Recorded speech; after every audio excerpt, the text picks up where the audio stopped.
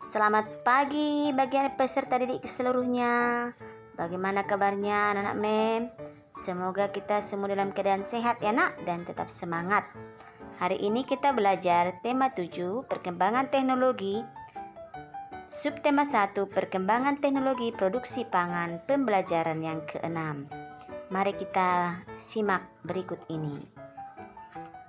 Siti, Dayu, Lani, Udin, Beni, dan Edo ingin belajar membuat tempe. Di sekitar tempat tinggal mereka ada tempat pengolahan tempe. Sebelumnya mereka telah mencoba beberapa informasi tentang pembuatan tempe. Mereka sudah membacanya ya nak? Nah, bacalah teks bacaan berikut ini. Cara membuat tempe. Kedelai merupakan hasil perkebunan yang memiliki banyak manfaat. Tempe adalah salah satu hasil teknologi pangan dari kedelai. Cara membuatnya cukup mudah. Kacang kedelai digunakan untuk membuat tempe. Selain itu, ditambahkan ragi tempe serta daun pisang. Pertama, kacang kedelai dicuci hingga bersih. Kemudian direndam selama 12 sampai 18 jam. Kacang kedelai dicuci hingga kulitnya terlepas. Lalu kacang kedelai dikukus atau direbus hingga empuk. Kacang kedelai yang sudah empuk diangkat dan ditiriskan. Ragi tempe dapat ditaburkan jika suhunya telah berubah menjadi hangat. Kacang kedelai dapat dikonsumsi dalam bentuk yang baru, seperti tempe, melalui teknologi pangan. Teknologi pangan bermanfaat agar kedelai dapat dinikmati sebagai jenis makanan baru. Zat gizi pada tempe dapat memperbaiki sel-sel tubuh yang telah rusak. Nah, ini dia. Kacang kedelai dapat dikonsumsi dalam bentuk yang baru, yaitu tempe anak, melalui teknologi pangan. Teknologi pangan itu bermanfaat agar kedelai dapat dinikmati sebagai jenis makanan baru. Gizi pada tempe dapat memperbaiki sel tubuh yang rusak.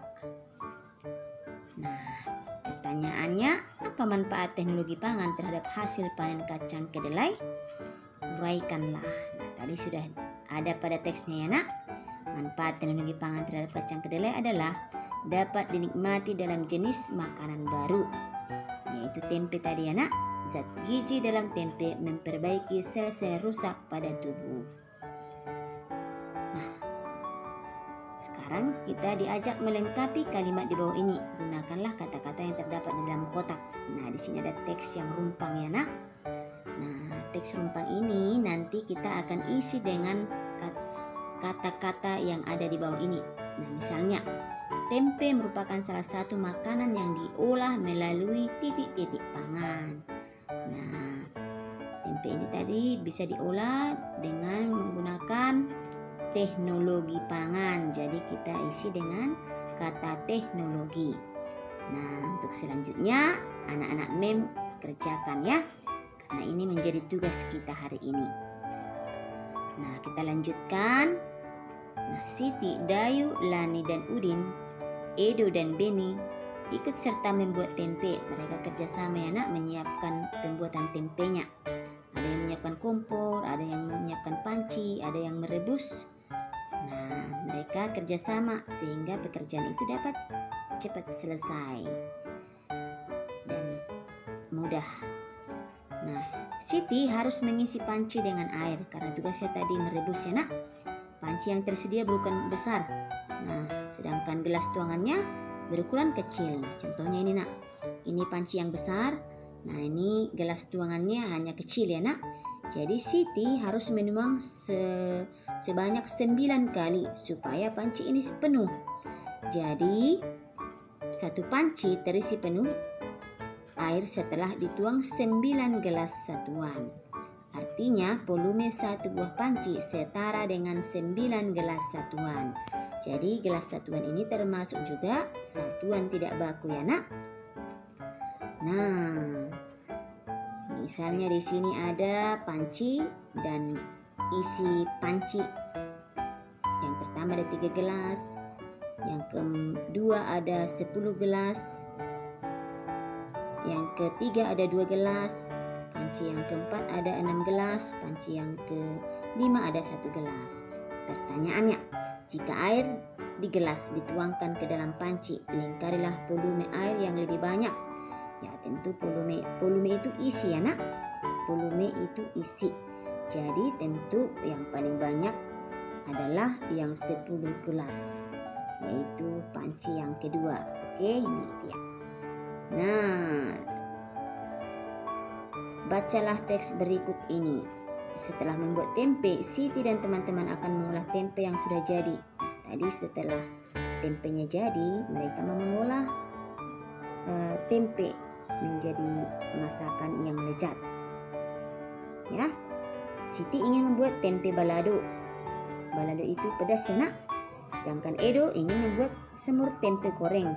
Nah, semur tempe itu rasanya manis. Lani ingin membuat asam manis karena Lani suka rasa asam dan dari saus tomat.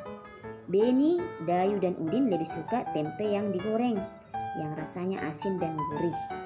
Nah, jadi mereka mempunyai selera yang berbeda-beda.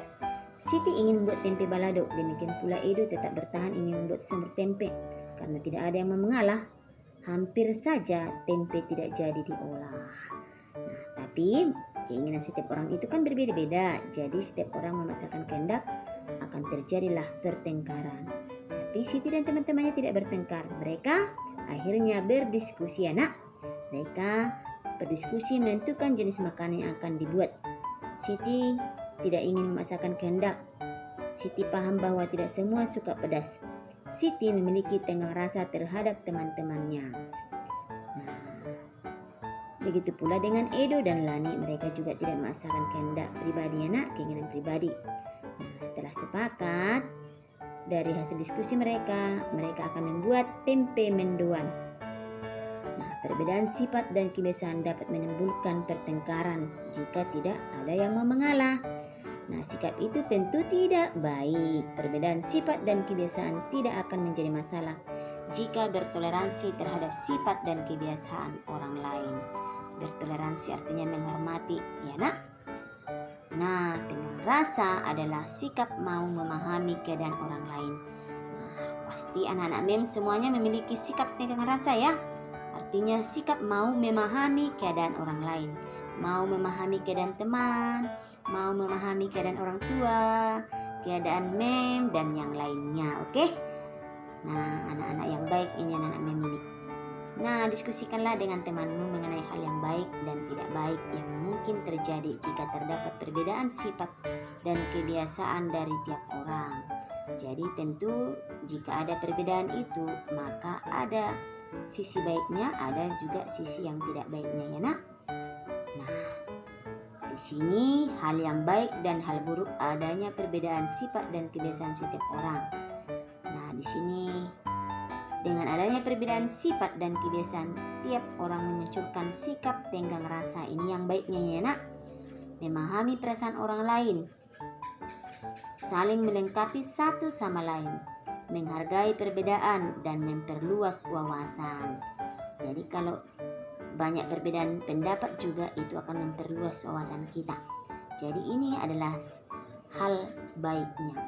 Nah, sedangkan hal buruknya adalah bisa berbeda pendapat, bisa perang antar suku, bisa memicu pertengkaran, bisa juga memaksakan kehendak kepada orang lain sehingga tidak mau bersatu. Itulah sisi buruknya.